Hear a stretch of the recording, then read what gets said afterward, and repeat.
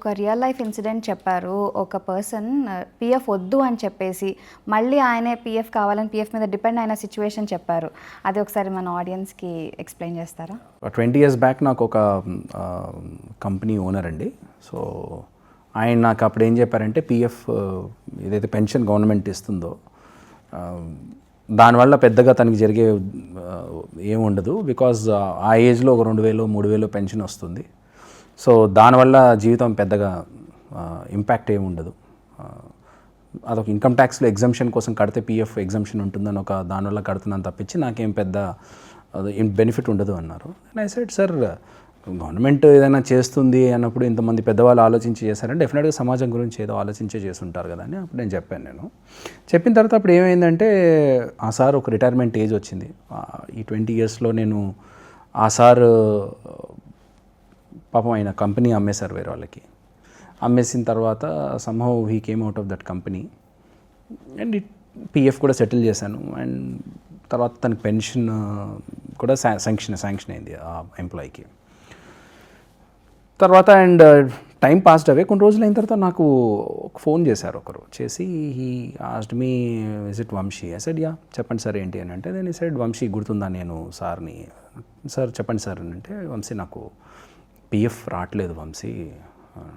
So క్యూరియాసిటీగా ఆయన అన్నప్పుడు మీకెందుకు సార్, మీరు అన్నీ ఉన్నవాళ్ళు కదా, సో మీకు పెన్షన్ దేనికి పనికి వస్తుంది, మీకు ఇట్స్ నథింగ్ ఫర్ యూ కదా.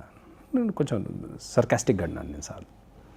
అంటే ఆయన అప్పుడు చెప్పాడు, లేదు వంశీ, ఇప్పుడు ఇదే నా మెయిన్ కోర్స్ ఆఫ్ సర్వైవల్ అవుతుంది అనుకోలేదు, but this has become my own survival point at this time.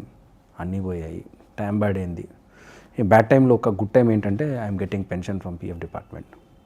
So అట్లా చాలామందికి at the time of last స్టేజెస్లో ఏంటి ఎంప్లాయీకి ఒక జనరల్గా ఎంప్లాయీకి ఉండే ఒక విషయం ఏముంటుందంటే అండి, ఆ రోజు ఆ క్షణం వరకే ఆలోచిస్తారు. పిఎఫ్ అనేది ఏంటంటే you should not think this as a short term అండి. చాలామందికి ఇంకా నేను చూస్తుంటాను, చాలామందిని ప్రతి చిన్నదానికి పిఎఫ్ని క్లెయిమ్ చేస్తుంటారు. పిఎఫ్లో ఒక బ్యూటీ ఏంటంటే అండి, పిఎఫ్లో మీకు ఇంట్రెస్ట్ మీద కాంపౌండ్ ఇంట్రెస్ట్ వస్తుంది. అంటే వడ్డీ మీద చక్రవడ్డీ మీద బార్ వడ్డీ వస్తుంది. సో అది చాలా చాలా తక్కువ స్కీమ్స్కి ఉంటుంది. అలాంటి it's a beautiful scheme what government has given to the employee ఇదండి. ఇది మీరు అనుకోవచ్చు, ఇండియా లాంటి వాస్ట్ పాపులేషన్ ఉన్న కంట్రీకి ఇంటలెక్చువల్స్ చాలామంది ఆలోచించి పెట్టిన స్కీమ్ ఇది. ఇట్ ఈస్ అంటే మన సొసైటీకి ఏది అవసరం అని ఆలోచించి పెట్టిన స్కీమ్ ఇది. సో చాలామంది ఏమంటారంటే, ఏమండి మాకు ప్రైవేట్ పెన్షన్స్ ఉన్నాయి, చాలా బెనిఫిట్స్ ఉన్నాయి, దీనికన్నా మచ్ బెటర్ రిటర్న్స్ ఇచ్చే ఉన్నాయి. కానీ పీఎఫ్లో ఉన్న బ్యూటీ ఏంటంటే అండి, ఎంప్లాయీ బతుకున్నప్పుడే కాదు, ఎంప్లాయీ తను రిటైర్ అయిన తర్వాత యాజ్ వెల్ యాజ్ తను చనిపోయిన తర్వాత తన భార్యకు కూడా పెన్షన్ వస్తుందండి. That is beauty. అండ్ పిఎఫ్లో ఇంకొక wonderful thing what I observed in my practice is that they never ask you what is your cause of death at the time of settlement for a death case. మీరు ప్రపంచంలో నాకు తెలిసి any application ఏ form fill up చేసినా ఒక death case చేసేటప్పుడు ఎందుకు చనిపోయాడు, ఎలా చనిపోయాడు అనేది కామన్గా అడిగే క్వశ్చన్ అండి. పిఎఫ్లో పెన్షన్ క్లెయిమ్ ఒక డెత్ అక్కర్ జరిగినప్పుడు there is no column in PF form stating that what is the cause of death అనండి. సో ఐ థింక్ సోషల్ సెక్యూరిటీలో ఒక గవర్నమెంట్ లెవెల్లో చూసినప్పుడు ఏంటంటే loss is a loss. So ఒక ఎంప్లాయీ చనిపోయాడు, తన ఫ్యామిలీని ప్రొటెక్ట్ చేయాలి. Even they work for a day they will get benefit from the PF department అండి. సో ఇలాంటి స్కీమ్ ఎంప్లాయీస్కి చాలా మెయిల్ చేస్తుందని నా ప్రకటన నమ్మకం అండి. బట్ ఫ్యూ ఎంప్లాయీస్ వాళ్ళు ఏంటంటే ఈ పే స్లిప్స్ ఇవన్నీ మనకు మొబైల్లో చెక్ చేసుకుంటారు. సో ఆ బ్యాలెన్స్ చెక్ చేసి maybe some times it be tempting, okay నాకు ఇంత బ్యాలెన్స్ ఉంది కదా విత్డ్రా చేసేసుకుందాం అనుకుంటూ ఉంటారు. అలాంటి వాళ్ళకి మీరు ఏం చెప్తారు? సో నేను చాలామందికి నేను ఒకటే చెప్తానండి, మీరు పిఎఫ్ని షార్ట్ టర్మ్ గోల్గా చూడొద్దండి. మీరు పిఎఫ్ని ఒక లాంగ్ టర్మ్ గోల్గా చూడండి. మీరు షార్ట్ టర్మ్ గోల్ చూడడానికి చాలా అదర్ స్కీమ్స్ ఉన్నాయి. ఎస్ఐపీస్ కానివ్వండి, లేకపోతే షేర్ మార్కెట్ కానివ్వండి, లేకపోతే రియల్ ఎస్టేట్ కానివ్వండి, లేదా there are multiple ways of seeing things. But when it comes to ఒక ప్రైవేట్ ఆర్గనైజేషన్లో ఒక కార్మికుడికి సీరియస్ సేవింగ్ పిఎఫ్ఏ ఉంటుందండి, ఇంకోటి ఏది ఉండదు. మీరు కొంచెం సెల్ఫిష్ ఉండాలి పిఎఫ్కి సంబంధించి. చాలామంది ఏమంటారంటే ఏమండి పనిచేసేదే ఫ్యామిలీ కోసం కదా, ఈ పిఎఫ్ కూడా ఫ్యామిలీదే కదా అని. బట్ యాజ్ అన్ ఎంప్లాయీగా నేనేం చెప్తానంటే, ఈ సేవింగ్స్ ఇది కేవలం మీకోసం మాత్రం పెట్టుకోవాలండి. Out of your 100 rupees, if you are giving 12 rupees from your share, మీ ₹12 మీరు పిఎఫ్ ఇస్తున్నారు అంటే మిగతా ₹88 ఇంటికి, బట్ ఆ ₹12 మాత్రం మీది, మీకోసం వాడుకోవాలి. That to later stage. Short term no. So ఈ పిఎఫ్ లాస్ గురించి ఈ మధ్యన ఏమైనా చేంజెస్ జరుగుతున్నాయా, ఆర్ ఎంప్లాయర్స్కి తెలియాల్సిన విషయాలు ఏమైనా ఉన్నాయి, ఏదైనా తెలియకుండా ఉండిపోయింది దీని గురించి అనే పాయింట్ ఏదైనా చెప్పాలనుకుంటున్నారా? రీసెంట్గా పిఎఫ్ ఆన్లైన్ అయిన తర్వాత ఎక్కువగా మనం ఈ మూన్ లైటింగ్ అనే ఒక పాయింట్ మీరు వినుంటారు మీరు. కోవిడ్ టైం నుంచి. ఎగ్జాక్ట్లీ. సో కోవిడ్ టైం నుంచి మనం మూన్ లైటింగ్ అనేది వింటున్నామండి. సో ఈ మూన్ లైటింగ్లో జరిగిన మెయిన్ కాజ్ ఆఫ్ ప్రాబ్లమ్ ఇక్కడ ఏం జరిగింది, ఎంప్లాయీ సెగ్మెంట్లో ఎంప్లాయీస్ బాగా నష్టపోయింది ఎక్కడంటే, ప్యారల్గా 2 జాబ్స్ చేసిన వాళ్ళకి ఆ ఇంపాక్ట్ ఎలాగో ఉంది. ఒకసారి పిఎఫ్ డేటాబేస్లోకి వాళ్ళ యూఎన్ నెంబర్ లింక్ అయ్యి ప్యారల్గా సెకండ్ కంపెనీలో పిఎఫ్ కాంట్రిబ్యూషన్ జరిగినప్పుడు చాలామంది ఐడెంటిఫై చేయలేదు అది ఎంప్లాయర్కి డిస్క్లోజ్ అవుతుందని.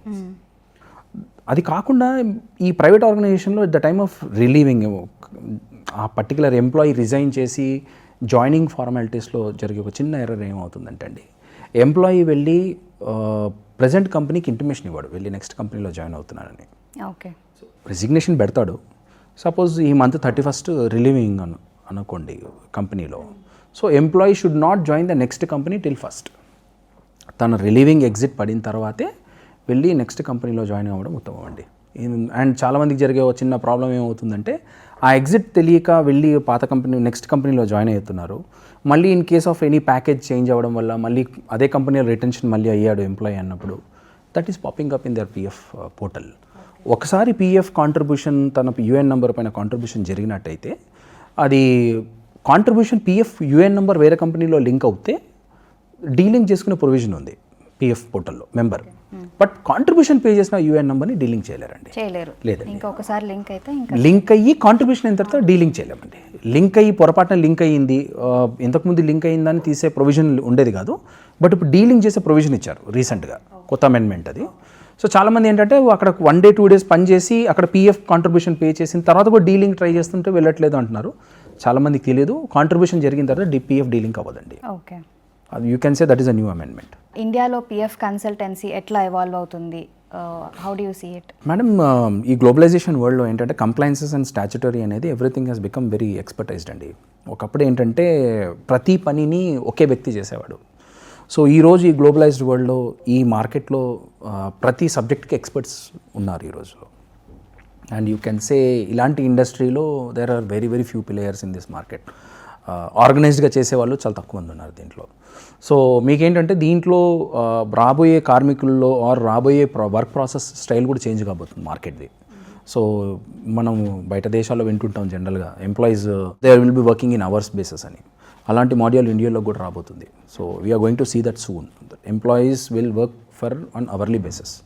అలాంటి మాడ్యూల్ తొందరలో ఆల్రెడీ స్టార్ట్ అయ్యింది. దట్ కొన్ని ఇండస్ట్రీస్లో అది ఇంపాక్ట్ వచ్చేసింది అంటే లైక్ కార్పొరేట్స్లో ఆర్ అమెజాన్లో, లైక్ ఇప్పుడు బ్లింకిట్, ఫ్లిప్కార్ట్ అలాంటి వాటిలో పార్ట్ టైం జాబ్స్ చేస్తున్నారు కొంతమంది.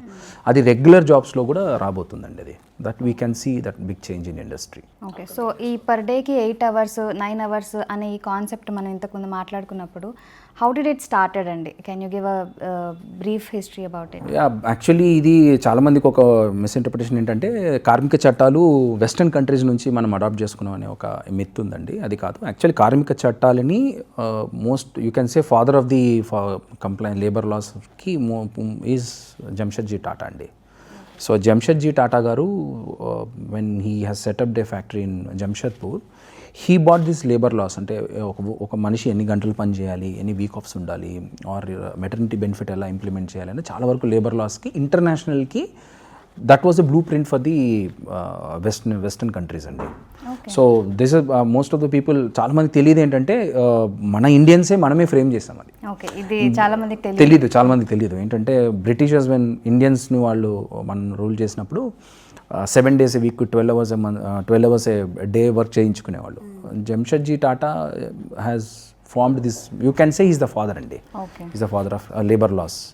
I think we have to always thank Tata for that, what they have given to the society or man force.